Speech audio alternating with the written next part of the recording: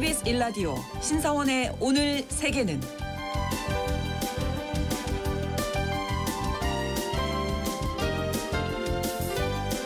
안녕하십니까. 아나운서 신성원입니다. 에마뉘엘 마크롱 프랑스 대통령이 브렉시트 이후 처음으로 영국을 국빈 방문해서 양국 동맹의 결속을 다졌습니다. 마크롱 대통령은 유럽이 미국과 중국에 지나치게 의존하는 이중 의존에서 벗어나야 한다고 강조하기도 했는데요. 이를 두고 유럽이 영국을 다시 끌어안고 홀로서기에 나섰다는 분석이 나옵니다. 유럽은 요즘 자국 우선주의로 돌아선 트럼프의 미국을 제외하고 자유무역 체제에 공감하는 국가들과의 경제 협력을 위해서 분주한 모습인데요. 유럽이 홀로서기에 나선 배경은 무엇이고 미국 없이 과연 성공할 수 있을지 잠시 후 수상한 GPS에서 살펴보겠습니다.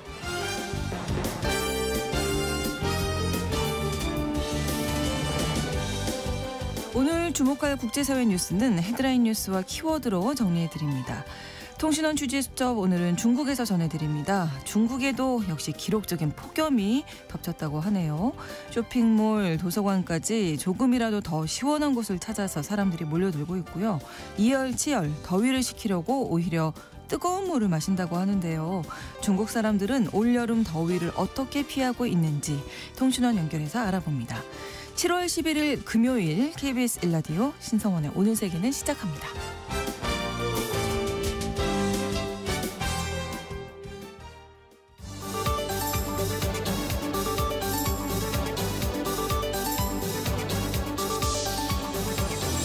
오늘 세계는 헤드라인 뉴스. 도널드 트럼프 미국 대통령이 대부분의 무역 상대국에 15 또는 20%의 관세를 일괄적으로 부과할 계획이라고 현지 시각으로 10일 밝혔습니다. 트럼프 대통령은 최근 한국과 일본 등 주요국에 상호 관세를 적시한 서한을 보낸 가운데 서한을 받지 않은 국가에 대해서 일괄 관세를 부과한다는 의미로 풀이됩니다. 트럼프 대통령은 또 캐나다와 유럽연합이 오늘이나 내일 새로운 관세율 통지서를 받게 될 것이라고 미국의 MBC 방송과 인터뷰에서 밝혔는데요. 곧이어 자신의 SNS에 캐나다에 보낸 서한을 공개했습니다. 마크 카니 캐나다 총리에게 보낸 서한에서 트럼프 대통령은 8월 1일부터 캐나다가 미국으로 수출한 제품의 35%의 관세를 부과받게 된다고 밝혔습니다.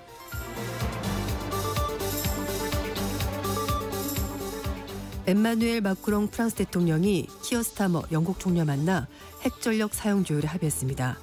이번 양국 합의는 미국의 안보 공백에 불안해하는 유럽 대륙 전체를 위한 핵 우산 확대로 평가되는데요. 영국 국방부와 프랑스 대통령실은 핵 사용에 대한 각국의 결정권은 유지하되 영국과 프랑스의 중대한 이익이 위협하는 모든 적국에 대해서는 양국의 핵전력으로 대응할 수 있다고 설명했습니다. 영국과 프랑스는 1995년 체커선을 통해서 안보 연대를 약속한 데 이어 핵전력 공동대응까지 합의해서 안보 협력을 더욱 강화했습니다.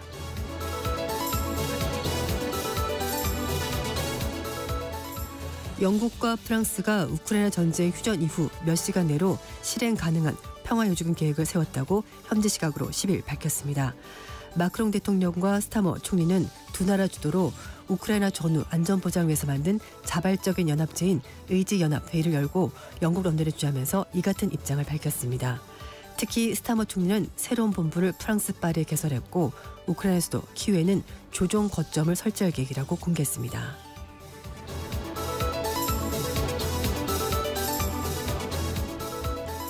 마코 루비오 미 국무장관이 아세안 외교장관 회의를 계기로 왕이 중국 외교부장과 첫 대면 회담을 하기 위해서 조율 중이라고 밝혔습니다.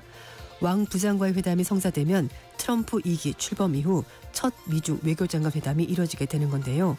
현재 두 사람 모두 아세안 외교장관 회의 참석자 쿠알라룸푸르에 머물고 있습니다.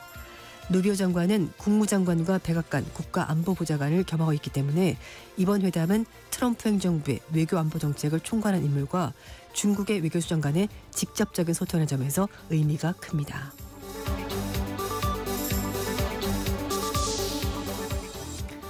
아바스 아락치 이란 외무장관이 이란이 현재로서는 핵 확산 금지 조약 NPT에서 탈퇴할 계획이 없다고 밝혔습니다.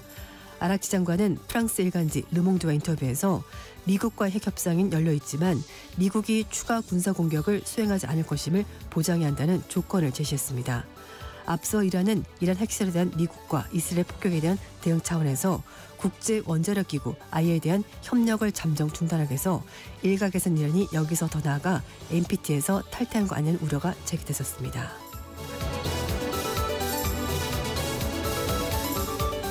오늘의 헤드라인 뉴스 외신캐스터 조윤주 씨가 전해주셨습니다. 이번에는 키워드로 정리한 국제사회 소식을 살펴봅니다.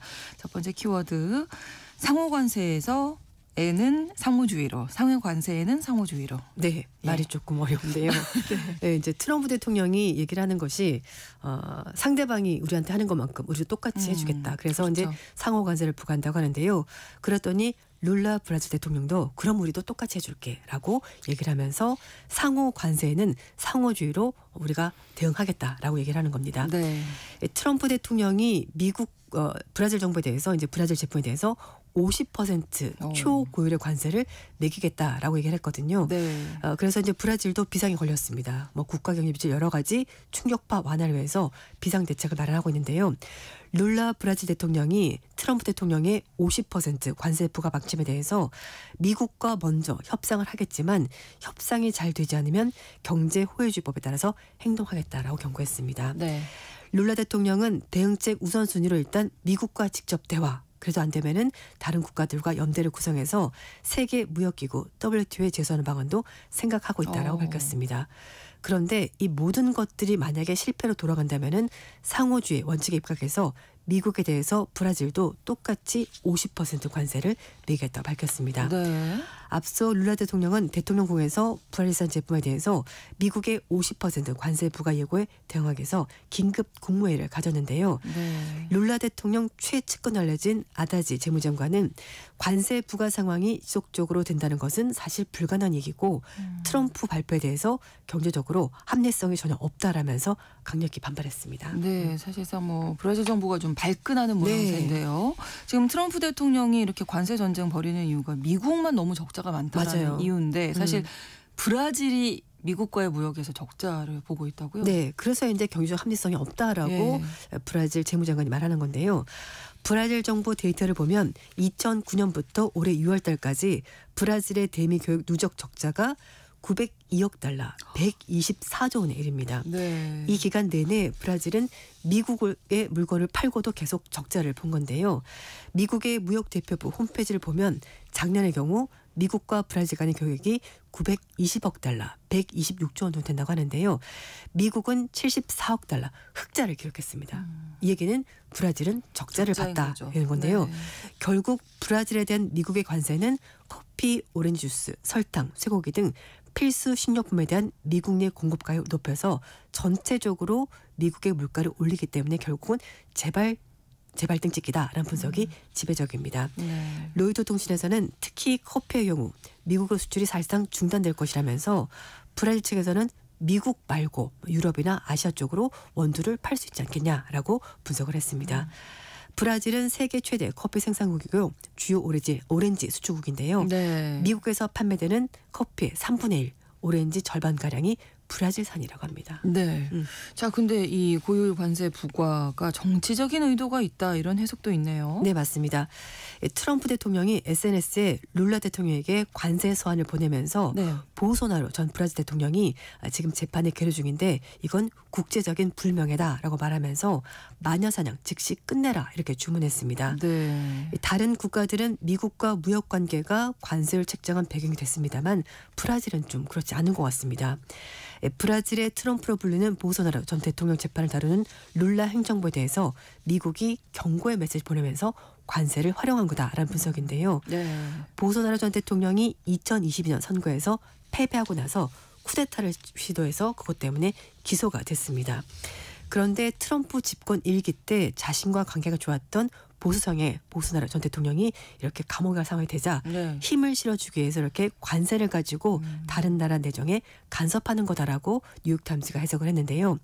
뉴욕타임즈는 관세를 이용해서 다른 국가 형사재판에 개입하려는 트럼프의 시도가 어쩌면 트럼프가 관세가 만벽 통치하기라고 생각하는 것 같다라면서 그런 걸 보여준다라고 설명했습니다. 네, 또 이런 배경까지 있다는 거 알게 됐습니다. 다음 키워드 동맹국들의 공공의 적 네, 트럼프 2기 행정부에 굉장히 힘이 센 사람이 하나 숨어 있었습니다. 네.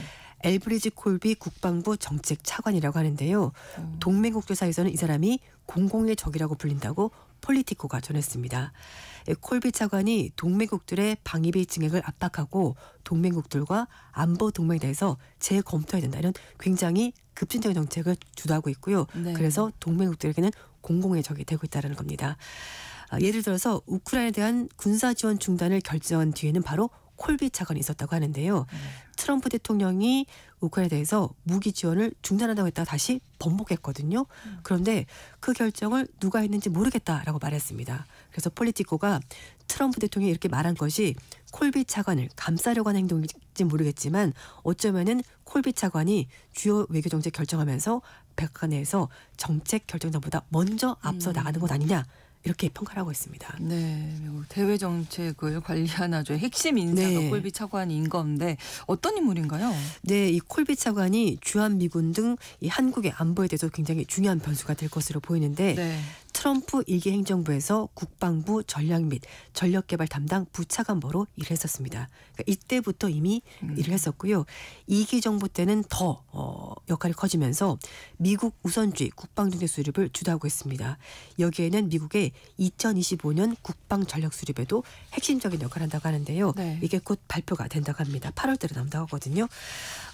이 정책을 보면 미국은 중국의 대만 침공 저지, 그리고 미국 본토 방어 등을 최우선으로 과제로 삼고 동맹국에는 북한 등의 위협을 억제하는 역할을 대부분 맡긴 내용이 담길 것으로 알려졌습니다. 주한 미군 감축과 역할 조정도 여기에 포함된다고 하는데요. 네. 북한 핵무기로부터 한국을 보호하기 위해서 미국이 핵 확장 억제력을 계속 제공을 하되 북한의 재래식 위협을 방어하는 역할은 한국이 그냥 주도적으로 하는 것이 맞다. 미국은 빠지겠다, 이런 주장을 하고 있습니다. 네. 이전에도 그 대북 군축 협상을 할 필요성을 거론한 적이 있었다고 하는데요.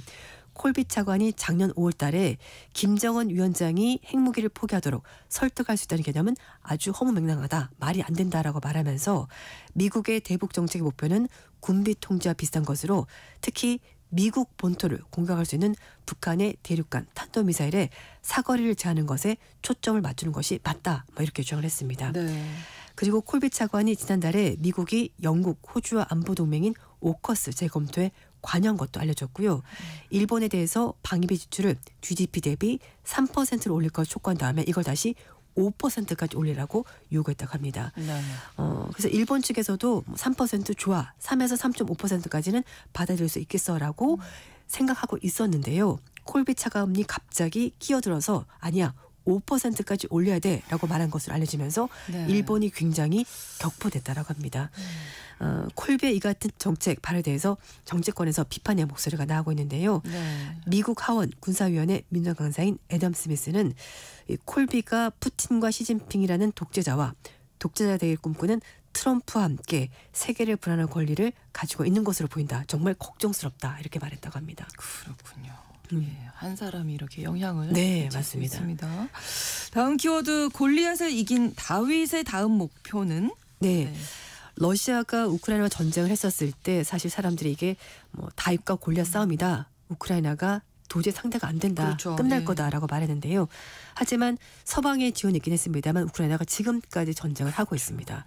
그 와중에 우크라이나가 군사적 측면에서 러시아에게 열세였습니다만 드론을 그렇죠. 네. 활용하면서 어쨌든 타격을 좀 했습니다. 네. 그리고 이란에서도 공룡 드론의 위력이 확인이 됐는데 그렇죠. 그래서 결론은 다윗이 골리앗을 이기지 못하겠지만 어쨌든 타격은 줄 수 있다라는 것이 확인이 됐는데요. 네.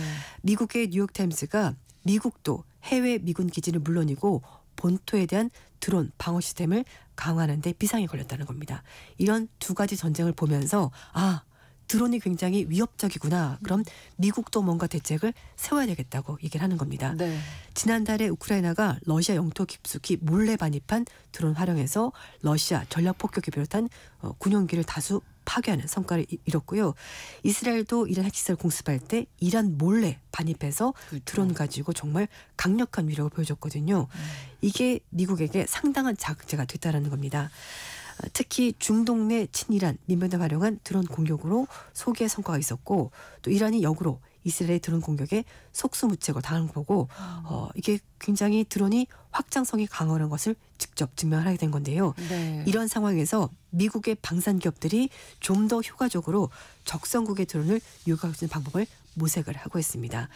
미 국방부가 미사일 방어에 투자할 예정이었던 수십억 달러 규모의 프로젝트 이른바 골든돔 프로그램에 드론 방어 체계 구축도 들어가기 때문에 이런 부분에도 자금을 쓴다고 합니다.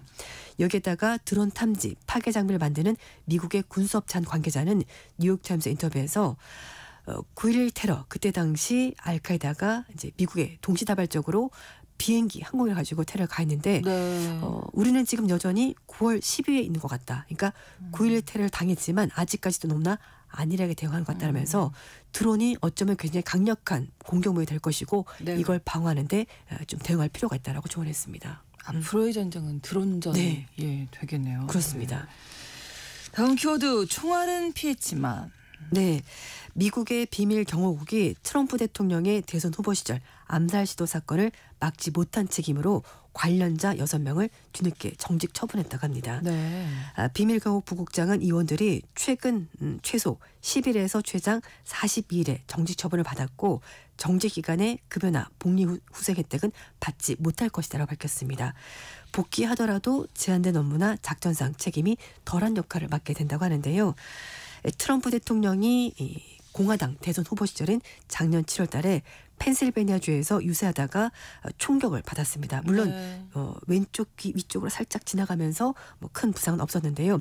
하지만 당시 범인이었던 토마스 매슈크록스가 어쨌든 그 현장까지 가서 총을 쐈다. 이거 자체가 정말 그렇죠. 큰 사건이었습니다. 네. 전직 미국 대통령, 현직 대통령 그리고 가족들을 경호하는 비밀 경호국이 당시 범이었던 크룩스가 유세 현장 인근 건물 지붕에 있었다는 것을 사전에 확인했음에도 불구하고 찾아내지 못한 것 때문에 큰 문제가 됐었고요. 이게 한 번으로 끝나지 않았고 9월 달에 트럼프가 플로리다에 있는 골프장에서 골프전 도중에 두 번째 암살 시도가 물론 사전에 맞긴 했습니다만 결국 실패로 다시 한번 불거졌습니다. 네. 그래서 트럼프 대통령이 일단 무사히 다 지났고 대통령 하고 있습니다만 네. 경호국 지원들은 뭐 좀 늦긴 했습니다만 어쨌든 처벌을 받게 됐습니다. 네. 다음 키워드입니다. 편식은 금물. 네, 이건 사실 음식 얘기는 아니고요. 네.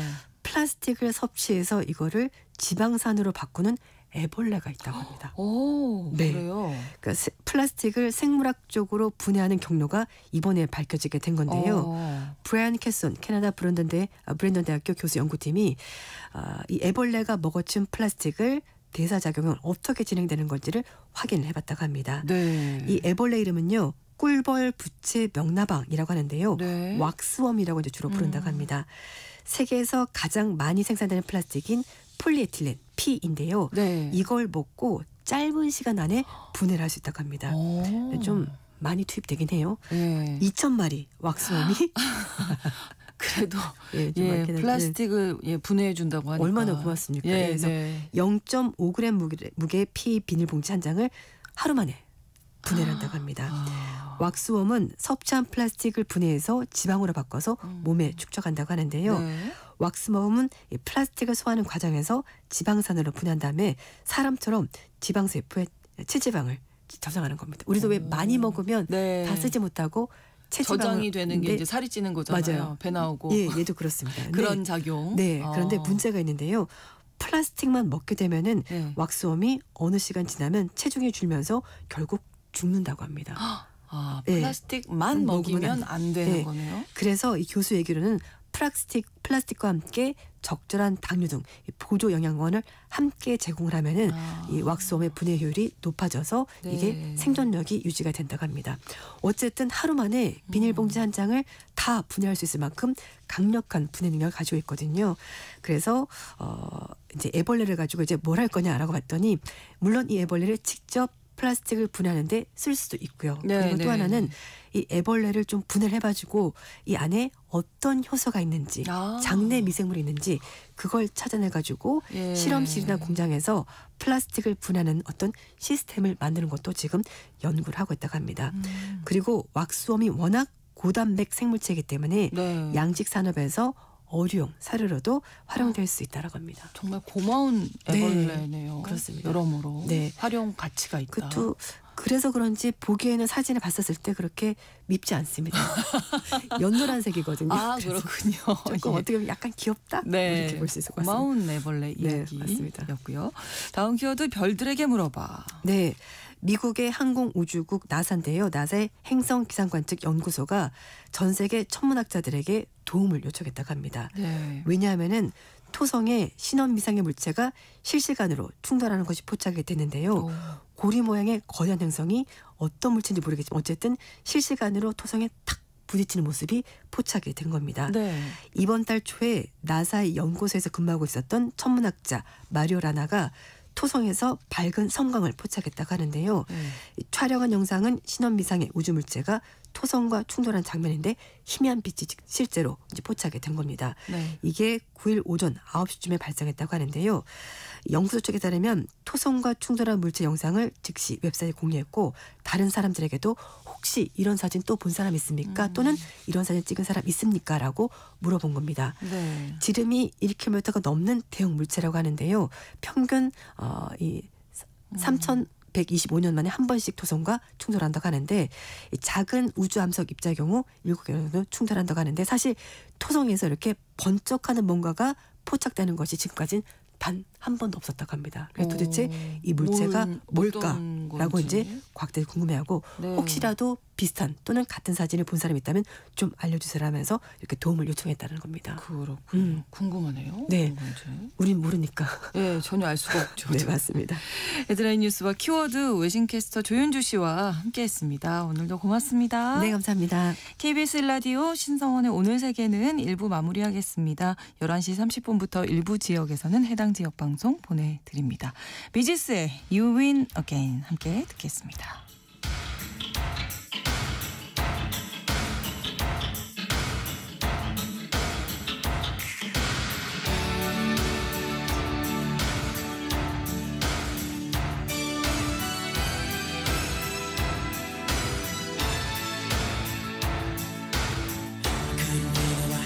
Couldn't give me what everybody needs. I shouldn't let you take me when I'm down, my baby. Finding out everybody knows that you've been using me. I'm surprised you let me stay around you. One day you're gonna lift the cover and look inside your heart.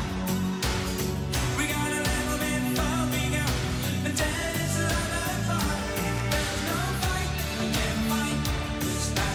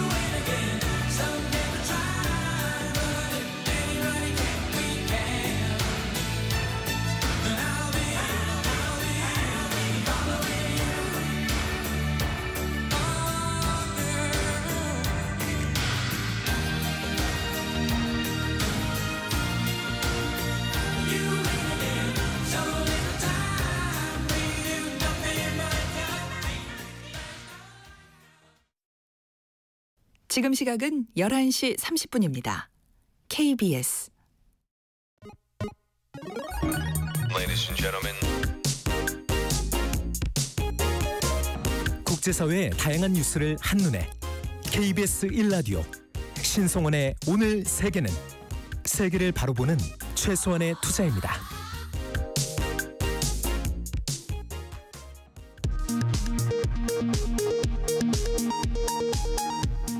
이 시각 라디오 정보센터 뉴스입니다. 순직해병 특검팀이 윤석열 전 대통령의 서울 서초동 자택에 대한 압수수색에 나섰습니다. 다시 구속된 윤석열 전 대통령이 수임번호 3617번을 부여받고 구치소 독방에 수용됐습니다. 현직 대통령 신분으로 구속됐던 지난번과 달리 윤 전 대통령은 신병이 교정당국으로 넘어가며 모든 의전을 박탈당했습니다. 김건희 특검팀이 이른바 집사 게이트를 들여다보고 있습니다. 김건희 여사의 측근으로 알려진 김모 씨와 관련된 회사가 여러 대기업으로부터 석연치 않은 거액의 투자를 받았다는 의혹입니다. 내년 최저임금이 올해보다 2.9% 오른 시간당 1,320원으로 결정됐습니다. 표결 대신 노사 합의로 최저임금을 결정한 건 2008년 이후 17년 만입니다. 우리나라 인구 10명 중 3명 이상이 토지를 소유하고 있는 곳으로 나타났습니다. 국토교통부는 우리나라 전체 인구 5,122만 명 가운데 토지를 소유한 인구는 1,965만 명으로 전체의 38.4%로 조사됐다고 발표했습니다. 가왕 조용필이 28년 만에 KBS 단독 무대에 오릅니다. KBS는 오는 9월 6일 고척 스카이돔에서 광복 80주년 KBS 대기획 이 순간을 영원히 조용필을 개최한다고 밝혔습니다. 콘서트는 전석 무료로 진행되며 추석 연휴 기간 KBS ETV를 통해 방송됩니다. 지금까지 라디오 정보센터 뉴스 정한나였습니다.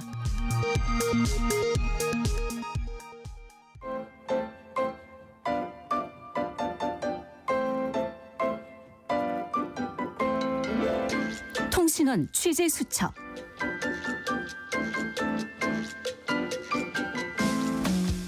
통신원 취재 수첩입니다. 오늘은 중국 베이징 송문규 통신원 연결하겠습니다. 안녕하세요. 네, 안녕하십니까. 베이징입니다. 네. 예, 날씨가 너무 덥습니다. 요즘 베이징 날씨 어떻습니까?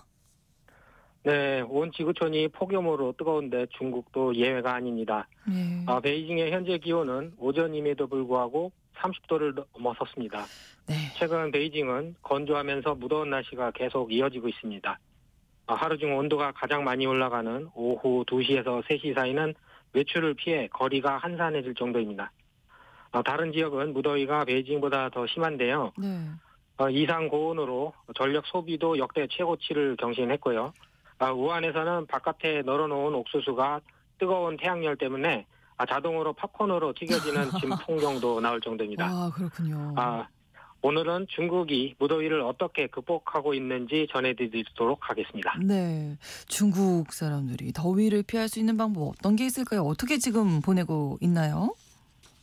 네, 해가 갈수록 여름의 도심의 열기는 더욱 심해지는 것 같습니다. 네. 한국에서는 여름에 은행으로 피서를 간다는 이야기도 있었죠. 네.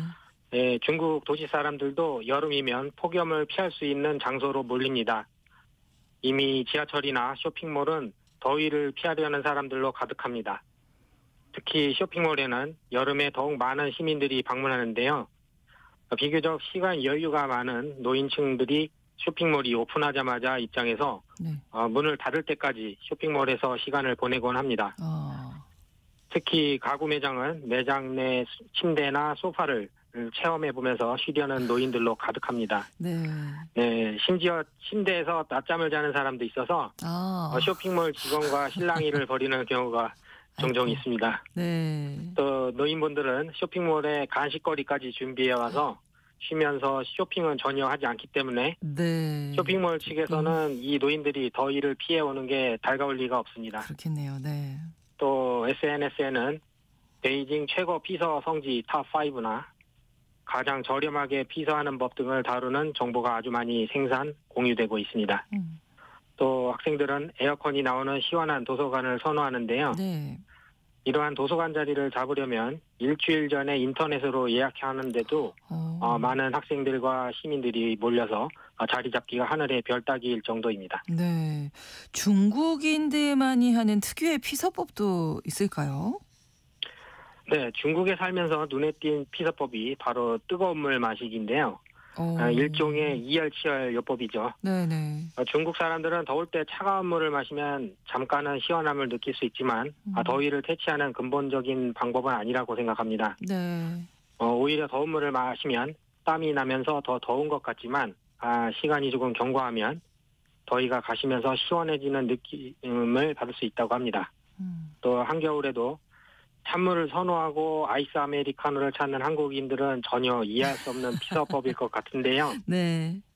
저도 운동 후에 한번 시도해 봤는데 이게 피서법으로는 적당할 수 있겠지만 갈증 해소엔 적합하지 않은 것 같았습니다. 네.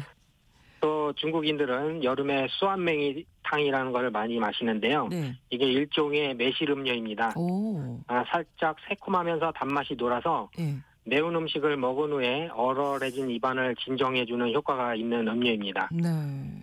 베이징의 노인들은 이 여름에 텀블러에 이 수완메이탕을 가득 담아서 외출할 때 물 대신 이 음료를 마실 정도로 갈증 해소에 좋은 음료입니다. 네, 아메리카노 대신 아이스 매실차라도 좀 드시는 게 좋지 않을까 싶은데요. 이런 가성비 피서법 말고 도심을 벗어나서 찾아가는 피서지 뭐 여행들도 많이 가시잖아요. 어떤 곳이 유명할까요? 네, 방금 말씀드린 것은 도시 안에서 잠시 더위를 피하는 것에 대해 말씀드렸고요. 네. 베이징을 벗어나서 더위를 피할 수 있는 곳도 여러 곳이 있습니다. 베이징 사람들이 하는 말로 바다는 베이다이허, 숲은 청더, 초원은 내몽골로 가라는 말이 있을 정도로 이 세 곳은 베이징 시민들이 선호하는 피서지입니다. 네. 베이다이허는 허베이성의 진황도에 있는데 네. 이곳은 청나라 광서제 때 외국인들을 위한 해수욕장으로 개발되었는데요. 네. 중국이 사회주의화되면서 중국 최고위층의 여름 휴양지로 유명해졌습니다. 마오쩌둥과 덩샤오핑도 해마다 여름이 되면 이곳에서 해수욕을 즐기곤 했습니다. 네. 또 6월부터 9월까지는 찾아오는 사람들이 너무 많아서 들어가기가 힘들 정도입니다. 그렇군요. 또 공안 경찰들이 이교대 업무를 하면서까지 질서 정리를 하고 있습니다. 네. 허베이성의 베이다이허 소개를 해주셨고 숲이 좋다는 승덕 또는 청덕 어딘가요? 네. 네. 청덕, 승덕은 우리에게 박지원의 열하일기로 익숙한 곳인데요. 네네. 열하일기의 열하는 지금의 승덕을 일컫는 곳으로 과거엔 열하라고 불렀습니다. 네. 이곳에는 피서산장이라는 황제의 여름 별장이 있습니다. 이 승덕은 한여름에도 평균 온도가 25도를 유지해서 더위를 피하기 위한 최고의 피서지가 아닐까 합니다. 네. 또 피서산장 주변에는 티베트 불교 사원이 8곳이나 있어서 승덕을 방문했다가 불교 사원을 둘러볼 수도 있습니다. 네. 마지막으로 내몽골은 초원으로 유명한데요. 네. 베이징에서 말 타러 간다고 하면 의뢰 내몽골에 간다고 인식하고 있을 만큼 네. 초원과 말로 유명한 곳입니다. 초원의 몽골식 게르에서 하룻밤 자면서 누워서 별 구경을 하는 것도 필수 체험 코스 중에 하나인데요. 네. 하지만 몽골 초원은 일교차가 심해서 저녁엔 기온이 급하게 떨어지기 때문에 한여름에도 긴 옷을 준비해야 합니다. 이상 말씀드린 세 곳은 베이징에서는 비교적 가까운 곳에 있어서 주말에도 비교적 부담 없이 방문할 수 있는 관광지입니다. 네. 그래서 베이징 시민과 우리 한국 교민들 모두 선호하는 피서지입니다. 네, 말씀 들으면서 조금은 시원해진 것도 같은데요. 무더위에 건강 조심하시고요. 오늘 소식 잘 들었습니다. 고맙습니다.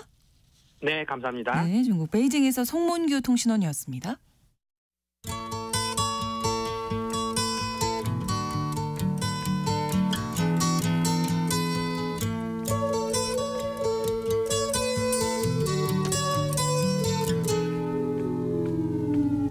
Here comes 넓은 지구촌의 한 지역 장소를 중심으로 우리가 주목할 이야기 전해드리는 수상한 GPS입니다. 오늘도 구정은 국제전문기자와 함께하겠습니다. 어서 오십시오. 안녕하세요. 네, 오늘은 또 어떤 이야기? 일단 영국의 런던으로 가보게 될 텐데요. 네네. 아무래도 오늘은 좀 세계 전체 이야기를 좀 해야 될 것 같습니다. 네. 에마뉘엘 마크롱 프랑스 대통령이 그 찰스 3세 영국 국왕 초청받아서 영국에 갔죠. 네. 브렉시트 이후에 이제 프랑스 지도자의 첫 영국 방문이기도 하지만 사실 유럽연합 회원국 지도자의 국빈 방문 자체가 브렉시트 다음에 처음이에요. 그러니까 영국이 그렇게 집 나간 아이처럼 된 다음에 사이가 좀 안 좋았는데 요즘 좀 봉합 국면이잖아요. 그렇죠. 그러니까 마크롱이 뭐라고 말할까 세계에 관심이 집중됐는데 지금 사실 유럽이 사면초가 상황입니다. 어렵습니다. 예. 여러모로. 네. 일단 우크라이나 전쟁 있고 그렇죠. 그러니까 미국의 도널드 트럼프 행정부 또 유럽에 압박하고 또 방위비 내라 관세 매기겠다 하고 있고 중국하고도 이렇게 좀 뭔가 가치가 안 맞고 이것저것 삐그덕거리고 있는데 네. 그러니까 이런 상황에서 그러니까 유럽이 안 되겠다 영국을 좀 안고 가야겠다. 그래서 유럽 나름의 뭔가 좀 홀로서기 이런 걸 해보려고 하는 것 같은데 네. 그런 예상했던 대로였습니다. 마크롱 대통령 발언 보면은 프랑스와 영국이 유럽을 구하겠다. 뭐 그 두 나라를 얘기했다기보다는 이 위험한 세계에서 민주주의와 법치 그다음에 국제 질서를 지켜내겠다. 이렇게 말을 했습니다. 그렇군요. 아무튼 브렉시트로 EU를 떠났었는데요. 영국이 유럽 쪽에 다시 협력 의사를 보낸 거죠. 지금 계속 그런 방향으로 가고 있는 것 같습니다. 네. 지난 5월 달에 그 키어 스타머 영국 총리하고 그다음에 유럽연합의 폰데어 라이엔 집행위원장 등등이 런던에서 만나서 이제 영국과 유럽연합 관계를 재설정한다고 이제 말을 했습니다. 네. 그러니까 안보, 무역, 에너지, 어업 협정까지 전방 협력을 하기로 했는데 이번에 마크롱도 런던 가면서 역시 이번에 영프 차원이긴 하지만 아무튼 이민 문제, 국방 문제, 투자 문제, 우크라이나 문제 다 논의를 하면서 이제 손을 잡았고 네. 이제 마크롱이 그 영국을 좀 이렇게 다독이려고 가져간 선물이 또 화제가 됐더라고요. 네.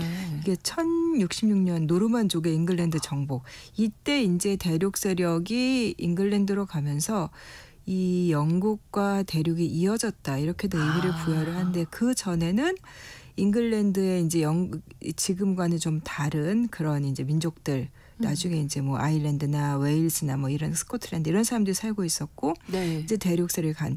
근데 그거를 이 그림은 아니고 이렇게 수놓은 것처럼 한 그 베이오 테피스트리한 작품이 있는데 이게 길이가 70m나 되는 초대형 작품이에요. 근데 이거를 선물로 가져가서 그러니까 영국하고 우리가 이렇게 오랜 인연이 있다. 우리는 연결돼 있었어. 그때 또 영국 언론들이 이거 900년 만에 이제 영국 박물관에 이제 내년부터 전시된다 막 이렇게 쓰고 그랬더라고요. 그렇군요. 마크롱 대통령이 이중 위협이 있다 이중 이렇게 위협. 강조를 한 거죠. 이거 바로 감이 오실 거예요. 미국과 중국의 중국. 이중 위협. 네.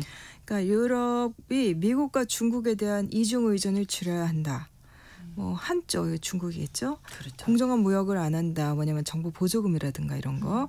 그러면서 가치 사슬을 불안정하게 만들고 있다. 그러니까 다른 쪽 이제 미국이죠. 무역 전쟁을 벌이면서 우리가 사랑해온 무역 질서를 더 이상 따르지 않겠다고 한다.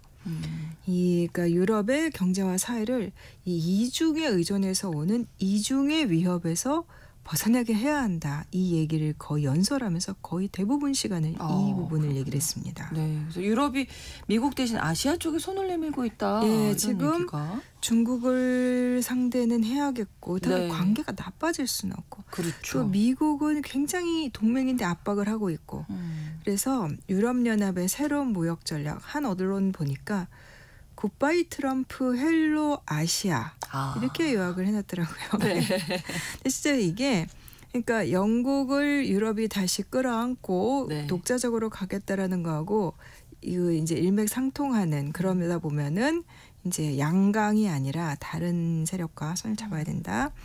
그래서 지난달 말에 유럽연합 정상회담에서 이 폰데어 라이엔 집행위원장이 우리 아시아 쪽의 아태 지역의 그 포괄적 점진적 환태평양 경제동반자 협정 이거 있잖아요. 네. CPTPP라고 하는 거. 네네네. 그러니까 이거하고 유럽이 구조적인 협력을 해야겠다 이렇게 제안을 했었거든요. 네. 그래서 그러면서 한 말이 세계에 다수 국가와 규칙을 기반으로 한 자유무역이 가능하다는 걸 우리가 보여줄 거다. 그러니까 미국 중심의 WTO 체제가 잘 안 돌아간다면 아시아와 유럽의 지역 블록들끼리 손을 잡자라는 제안인데 네. 사실 이거 환태평양 협정 이거 원래 미국이 많이 얘기를 했었던 건데 버락 오바마 정부 시절에 2017년에 트럼프 대통령 첫 임기 때 탈퇴를 해버리면서 미국 빠진 이제 아태 블록이 됐는데 네. 그러니까 이거를 유럽연합하고 연결을 해서 미국 없이 우리가 한번 자유무역 체제를 지켜내자 이런 유럽의 제안인 거죠. 구체적인 얘기도 나왔나요? 일단 둘 사이에 그러면 유럽과 아시아 갑자기 어떻게 있느냐. 그 사이에 고리가 영국에 있습니다. 아. 이 영국은 아태 국가가 아닙니다만 그렇죠. 이 환태평양 협정의 회원국이에요. 어. 여기에 들어갔으면 영국은 브렉시트 한 다음에 이제 유럽이라는 끈이 떨어지니까 전 세계 곳곳하고 독자적으로 일단 협정을 맺어야 되고 했었거든요. 그래서 인도랑도 뭐 자유무역 협정, 그다음에 네. 아시아와도 이제 이렇게 하고 있었는데 그러면서 이제 영국이 여기 들어왔는데 지금 상황이 이렇게 돌아가다 보니까 영국이 오히려 유럽과 아시아를 잇는 고리가 될 수 있는 거예요. 그렇군요. 그래서 사실 5월 달에 제주에서 이 환태평양 협정 장관회의가 열렸는데 네. 이때 이미 영국이 이 유럽과 아시아를 잇는 제3의 공급망 이거 그 옛날에 제3세계 같기도 한데 미국, 중국, 이 고래 등살에 터지는 새우등 이 나머지 나라들이 모여서 좀 공급망 연대를 다시 만들어 보자라는 거였거든요. 네. 이제 이게 폰데라이엔 집행위원장이 지난달에 유럽연합 회의에서 일종의 공식 제안처럼 승격을 시킨 거고, 그리고 이미 폰데라이엔 위원장이 이 아시아 쪽 이 협정 회원국 지도자들하고 접촉을 하고 있어요. 그래서 이달 말에 유럽 블록, 아시아 블록 간에 이제 장관급 회담이 열릴 거고, 네. 근데 아마도 협력한 형식은 뭐 유럽연합의 자체 혹은 유럽연합 회원국들이 환태평양 협정에 가입하는 것보다는 네. 이 블록 대 블록의 대화로 해서 둘 사이에 이렇게 좀 다리를 구축하는 이런 방식이 될 것 같다 이렇게들 예측을 합니다. 그렇군요. 또 라틴 아메리카에서 아시아에 관심을 보이고 예, 있다. 환태평양 블록은 이제 아시아, 그다음 유럽연합이 유럽을 대표하는 경제 블록이라면 라틴 네. 아메리카는 메르코스루, 그 남미 공동 시장이라는 거 있죠. 네. 네, 여기 뭐 이달 초에 브라질의 그 룰라 다 시오바 대통령이 그 아르헨티나를 방문을 했습니다. 네. 그러면서 메르코스루는 아시아를 향해 나아가야 할 때다.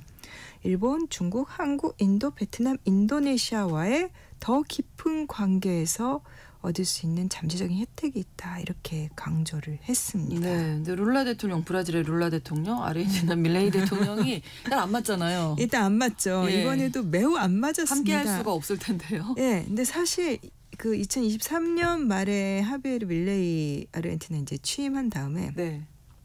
브라질 대통령이 첫 방문을 했는데 두 정상 양자 공식 회담을 안 했어요.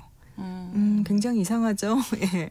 근데 이제 밀레이 같은 대통령 같은 경우는 이번에도 보면 이제 룰라가 하는 말에 다 어깃장 놓는 것 같았어요. 네. 우리는 갈 길이 급하다. 홀로든 단독이든 우리는 자유로운 길을 가겠다. 한마디로 우리는 일단 미국하고 우리만 혼자서라도 자유무역 협정 맺고 보겠다라는 뉘앙스였고, 네. 근데 또 트럼프의 열렬한 지지자잖아요. 그렇죠. 근데 이제 이번에 아르헨티나가 이제 이렇게 나오는 게 뭐 밀레이 개인의 성격 탓도 있겠지만 사실 아르헨티나는 브라질을 이렇게 경쟁자로 생각하고 좀 불신해온 이제 오랜 정서가 있었고, 네. 룰라가 지금 메르코스루 의장입니다. 순회 의장인데, 네. 그러니까 밀레이에게서 룰라로 이번에 넘어온 거예요. 룰라가. 밀레이 말도 안 되는 소리를 하고 있다. 터무니없는 얘기다 일축을 했고, 외부 파트너와의 이제 블록 간 무역을 강화하겠다. 앞서 말씀드린 유럽, 아시아, 남미 이제 블록 간 대화 이런 거를 룰라도 이제 일종의 그런 쪽으로 그러니까 흐름을 잡고 있는 것 같습니다. 네. 그럼 다른 국가들 메르코스루에 속한 다른 나라들은 어떤 입장인가요? 그러니까 밀레이는 혼자 좀 떨어져 있는 거고 다른 나라들도 룰라의 비슷해요. 생각과 비슷할 것 같아요. 그러니까 룰라 개인의 생각이 아니라 메르코스루 내에서 논의가 된 것들을 아마 룰라가 더 지도력을 가지고 얘기하는 걸로 해석을 해야 될 텐데. 네. 네.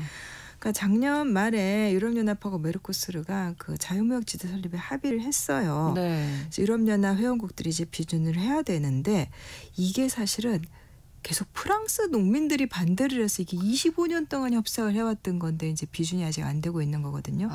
그러다 보니까 메르코스르는 유럽하고도 다방면으로 지금 이제 그 협력을 하기 위해서 유럽 자유무역협회라는 게 있는데 이게 뭐냐면 유럽연합에 가입하지 않은 유럽국 모임이에요. 노르웨이, 스위스 이런 나라들. 이 나라 네 나라들하고 이미 메르코스르하고는 그러니까 이달 초에 자유무역 협정을 맺었습니다. 그다음에 또 뭐 중동의 아랍에미리트라든가 캐나다하고도 메르코스르가 무역 협정을 논의를 하고 있고 네. 또 이 메르코스르 본부가 있는 곳이 우루과이인데 우루과이 대통령 얼마 전에는 이제는 한국과 캐나다 같은 주요 파트너하고 협상을 재개할 때다. 이제 사실 우루과이가 우리는 큰 관심이 없을지 모르지만 우리랑 이렇게 좀 교류가 적지 않은 그렇군요. 그래서 남미에서는 그래도 우리와 정상회교도 많았고 그랬던 나라거든요. 네. 그러니까 우리도 참 이제 그러니까 이 나라들도 사실은 아시아의 중심축 중에 하나로 우리나라도 많이 생각을 하고 있더라고요. 그러네요. 유럽도 그렇고 라틴 아메리카도 그렇고 어쨌든 전체적인 기조가 이제 미국과 중국에 의존해서 좀 벗어나야 되겠다. 네. 이런 움직임을 보이고 있는데 이걸 중국이 모를 리가 없잖아요. 그러니까 시진핑 주석이 이제 최근에 유럽 지도자 만난 게 4월 달에 이제 페드로 산체스 스페인 총리가 베이징을 갔어요. 네. 근데 그때 시 주석이 뭐 중국과 유럽이 그 일방적인 강압 회의에 함께 반대해야 한다. 한마디로 미국이 압박하니까 중국과 유럽이 협력해야 한다가 이제 중국의 입장인 거죠. 어떻게 보면 그런 측면도 필요하기는 하죠. 그렇죠. 근데 이제 자유무역이라든가 그러니까 이런 거 면에서 이제 유럽 국가들은 아니 그렇지만 기존의 자유무역 질서를 지켜오던 나라들끼리의 연대 쪽에 이제 초점을 맞추고 있는 건데 사실 유럽하고 중국이 그렇게 긴밀해지기가 뭐 당연한 거지만 쉽지는 않죠. 그래서 사실 그 올해가 유럽연합과 중국 수교 50년이래요. 그래서 이달 중으로 이제 베이징에서 양측 간 정상회담이 열릴 예정인데 네. 분위기가 아주 좋을 것 같지는 않아요. 그러니까 이제 사실 유럽은 지금 갈 길이 멉니다. 그러니까 미국은 관세를 이제 칼처럼 휘두르고 있고 네. 미국하고 무역 협정 맺어야 되고 또 이제 베이징은 그런데 러시아 계속 우크라이나 전쟁에서 지원하고 있지. 뭐 각종 보조금의 덤핑으로 사실 유럽 입장에서는 시장을 교란시키고 있지. 네. 그거 하지 말라고 중국 얘기를 해야 되는데 과연 누가 들어줄지 쉽지가 않죠. 그러니까요. 그래서 그 미국 뉴욕타임스 표현을 보니까 유럽이 시진핑과 트럼프 사이에서 지정학적인 덫에 빠졌다. 그런데 유럽에는 중국을 상대로 이렇게 내놓을 만한 카드가 없다. 이렇게 표현을 했습니다. 그렇군요. 그 왕이 중국 외교부장이 얼마 전에 유럽에 갔었는데요. 그때 분위기는 어땠습니까? 네, 지난 2일에 왕이 부장이 브뤼셀 갔는데 네. 뭐 유럽은 늘 하던 대로 중국이 불공정한 행위를 한다. 중국은 유럽연합이 중국 전기차 수입 뭐 이런 거 제한하는 건 이게 불공정한 대우다. 네. 근데 이제 사실 두 양쪽이 서로 이제 불평하고 견제를 하면서도 관계를 깨트리면 안 된다라는 걸 서로 알기 때문에 조심스럽게 관리는 하고 있어요. 네. 근데 유럽이 그래서 아시아로 향한다는 건 그렇긴 하지만 중국과의 관계도 잘 갖고 가야 되지만 그래도 유럽이 원하는 파트너십은 중국보다는 뭐 한국이라든가 인도, 일본 이렇게 아시아에서도 가치관을 공유하는 네. 민주주의와 자유무역 쪽에 있는 나라들 쪽으로 더 기울고 있는 것 같다라는 네. 평이 나오고 있습니다. 이렇게 다 해봐도 다 뭐 장애물도 많고 쉽지 않네요. 이게 일단 네. 모든 블록이 아시아건 유럽이건 네. 중남미건 한계가 있죠. 근데 그러니까요. 유럽은 경제적인 한계, 신기술, 미래기술 이런 거에 사실은 미국과 중국에 지금 많이 뒤처지고 있죠. 있어요. 네.